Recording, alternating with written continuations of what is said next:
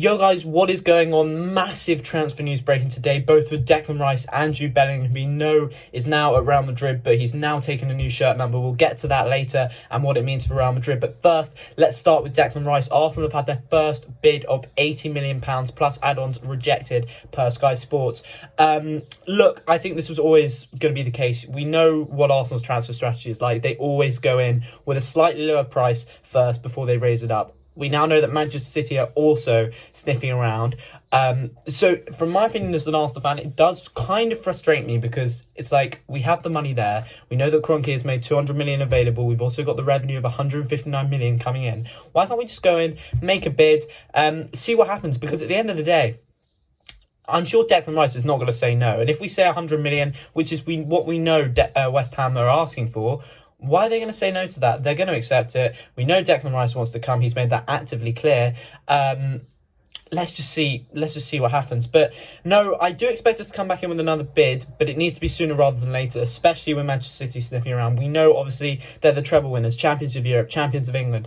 They have that massive pulling power. They also have that massive amount of money. And look, I really wouldn't be surprised if he ended up there. Yes, it would be gutting for me personally, considering the amount of interest we've had in Declan Rice. But I really wouldn't put it past him. The only thing I think that Arsenal might give Arsenal the cutting edge over Manchester City when it comes to pursuing Declan Rice is the fact that he's guaranteed to play with Arsenal. 100%, he slots straight into that team, makes us better from the beginning. Manchester City, there may be, sort of a phasing in phase. And whether he plays the full time is very much uncertain. If you look at Calvin Phillips, what happened there, he's hardly touched a ball since he's moved. I know Declan Rice is a lot better than Calvin Phillips, but if they can tie Gundogan down to a new contract, perhaps Bernardo Silva, then it's looking like he may have a lot of competition in that midfield, so he may not get football as regularly. The only upside with Manchester City, though, is that he's most likely to win the Premier League in his first season and definitely challenge for the Champions League again. And I'm not saying that Arsenal may not win the Premier League, won't challenge in the Champions League, because I'm sure they will do both of those things, especially if he goes there. But I think it's a lot more certain at Manchester City. Look, if I was Declan Rice, I'd be going to Arsenal. Primarily because, yes, you might not get as much money, but you're going to play football. And I think that's been very clear for Declan Rice the whole of his career, that he just wants to play football. And that is very much the key factor. I mean, look, it's interesting. I mean, this saga is going to play out throughout the whole summer. I'm sure this isn't going to get tied up. It may be done in the next few weeks. It may not be. But the longer Arsenal wait to tie this up, the more clubs like Manchester City, perhaps Manchester United, are going to come in, start making bids. And then it's up to West Ham, because ultimately West Ham won't care where he goes. As long as they get their 100 million, they're not going to care. So I am expecting, and Sky Sports have said that Arsenal are expected to come back in with another bid over the next few days. And if that is 100 million, maybe 95, I'm more than certain that West Ham will accept it. And then it's just a matter of discussing with the player. But we have verbal agreements apparently already. That's been reported since January pretty much. There's no doubt that Declan Rice wants to move to Arsenal, so if that bid gets accepted, I'm sure that's fine.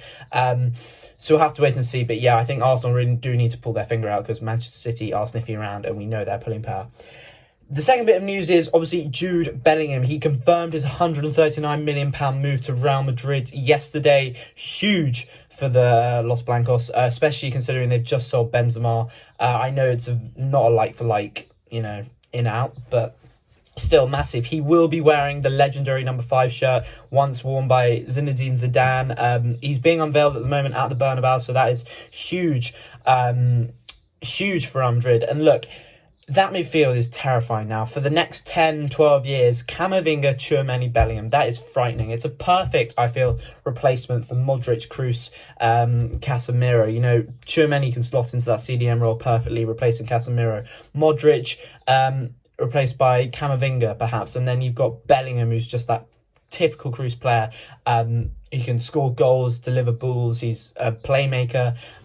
We'll see what happens with that. But, I mean, I think Ancelotti would be stupid not to have that as his midfield 3. I know Modric is still there. I know Kroos is still there. So obviously they're going to be playing a lot until they retire, maybe leave.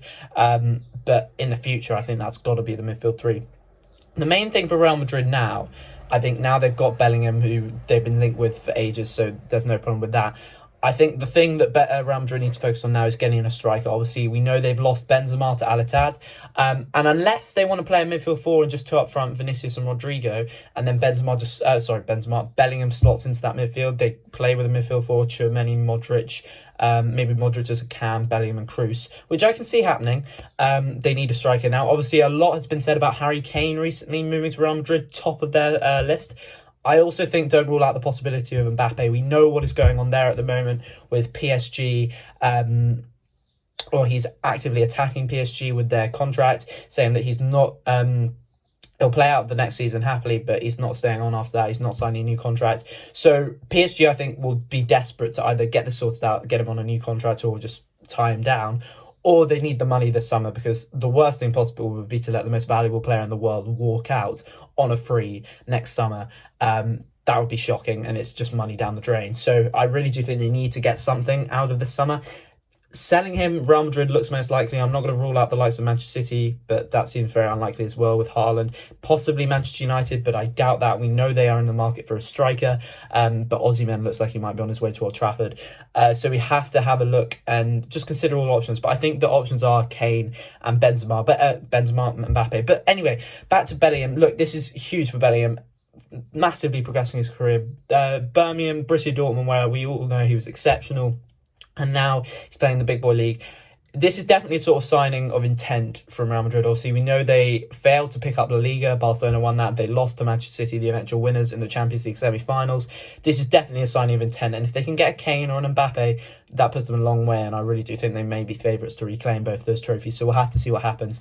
But yeah, transfer news is really crazy so far. Honestly, the window literally has just opened, and so much is going down. This summit is going to be mental. So stick around, follow my Instagram, my TikTok, my Twitter, to stay up to date. But yeah, it's going to be crazy. Let's see what happens. But thank you very much for watching, guys. I'll see you in the next one.